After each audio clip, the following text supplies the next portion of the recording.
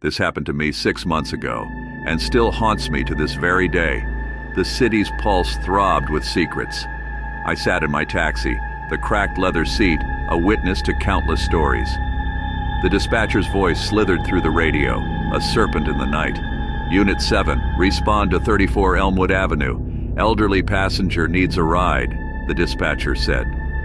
I pulled up to the fourplex, a crumbling mausoleum. The door opened, and there she stood, Evelyn.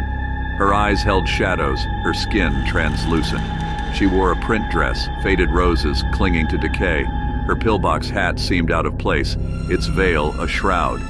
Would you carry my bag out to the car? She asked. I'd like a few moments alone. Her suitcase felt like a coffin as I placed it in the trunk. When I returned, she took my arm, her touch like frost. We shuffled toward the curb, the street lamp flickering like a dying heartbeat. Where can I take you tonight? I asked. Evelyn's voice trembled. Through the city, the streets where I loved and lost. As we drove, she pointed out places. The park bench where she met her husband, the diner where they shared secrets over coffee. But it was the bridge that sent shivers down my spine, a rusted spine connecting the living and the dead. Why here? I asked. Evelyn's eyes held centuries. My husband died on this bridge. His laughter echoed in the wind. I never said goodbye. We stopped at the bridge. The moon hung low, casting silver ripples on the water. Evelyn stepped out, her veil fluttering like a moth's wing. I've carried this pain for too long, she confessed. Tonight, I'll join him. I begged her not to, but she stepped off the ledge, vanishing into the darkness. I rushed to the railing, expecting the worst. Instead, she stood on the riverbank, bathed in moonlight.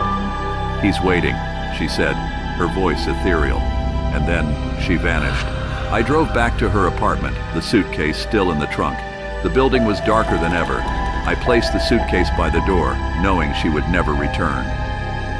In the rearview mirror, I glimpsed a single white feather, the kind angels leave behind.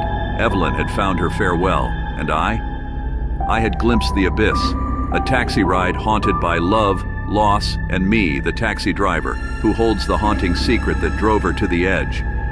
Remember, dear reader, every taxi carries more than passengers, it carries their ghosts. Next time you step into one, beware the shadows.